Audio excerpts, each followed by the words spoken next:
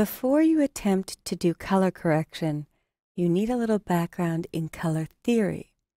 So I'm going to give you the short tour and familiarize you with a bit of the color terminology when it comes to computers and printing. So to start, RGB, which stands for red, green, and blue, is the color space of all monitors. So your television set, your computer screen, your iPad, most smartphones, your digital camera, and scanners. RGB is known as the additive color model. It projects light at your eyes. There is no black component in RGB. Black is the absence of light. And a little way to see what's happening when you mix red, green, and blue together is with a Photoshop blending mode. If I go to my Layers panel, I've got a little folder called Colors, and in Colors is blue, green, and red. I clicked on blue, and I'm going to hold down Shift and click on red.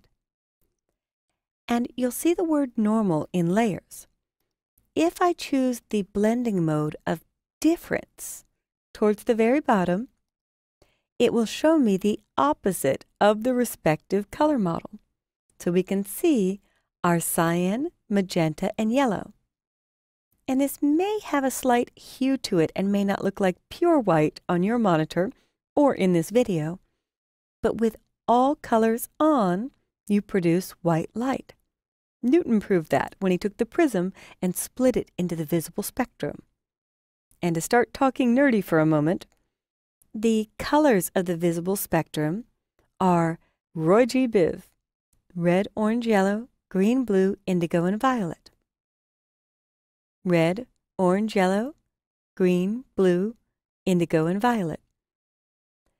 So the visible spectrum is part of the electromagnetic spectrum, and it goes from 400 to 700 nanometers. So if you want to impress your friends, you can quote some of those useless facts.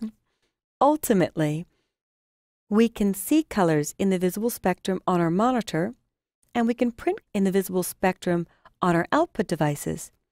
But the colors we see on our monitor are almost never the same as the colors on our output devices, our color inkjets, our color lasers, or printing presses. If I look at the print color space, cyan, magenta, yellow, and black. C, M, Y, and K is black. There's a few acceptable reasons that K is called black. One is B is already taken for blue. The second is, in the print world, the K was the key plate. It had the structure of the job. It had the text. So they might do foreign language versions that had text in Spanish or French and English.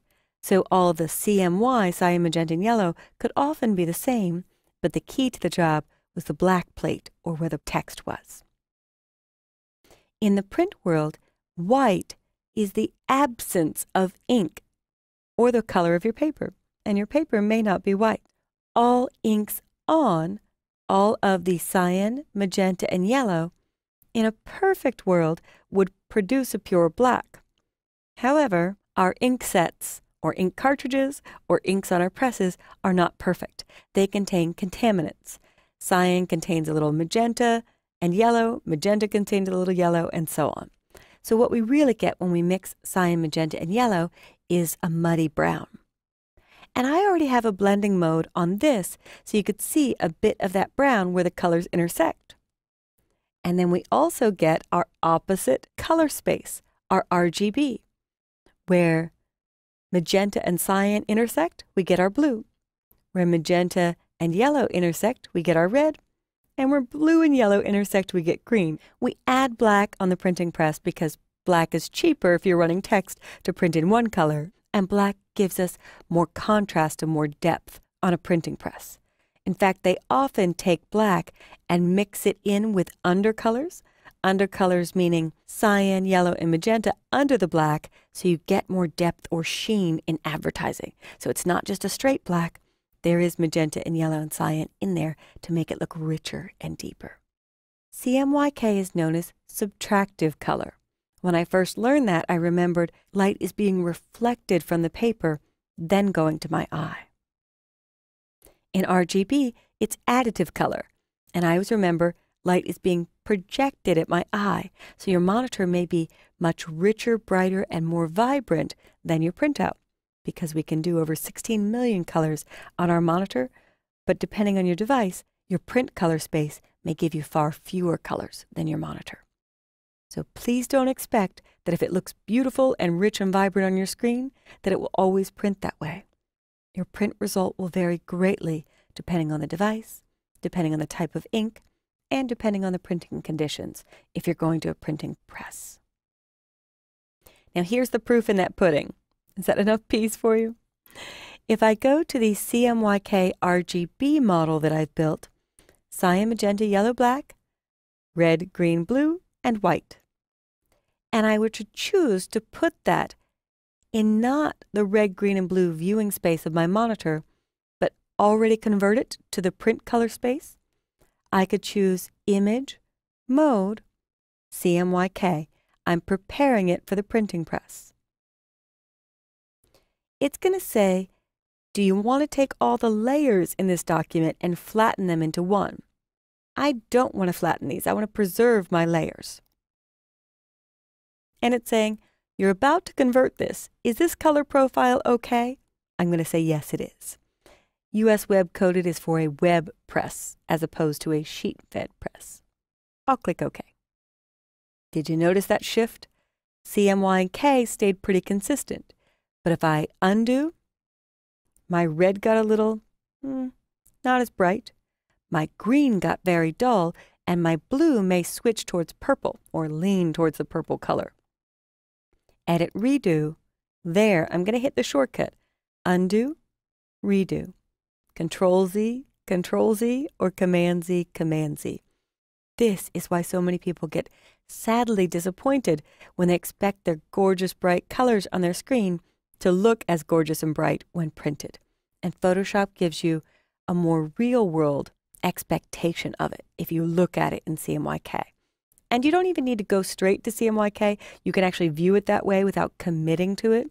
But I use this to let you know how far your color can change when it leaves your screen or when it's printed.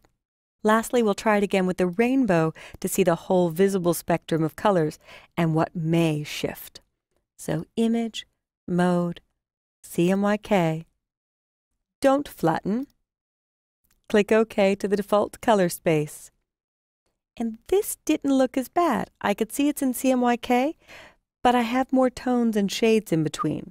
So if I hit the shortcut to undo and redo, it almost looks like the rainbow shifted position, but it's really just compressing into color space. And when I do the undo and redo, you can see the breaks between the colors get more dull. And my blues in RGB aren't quite as vibrant in CMYK.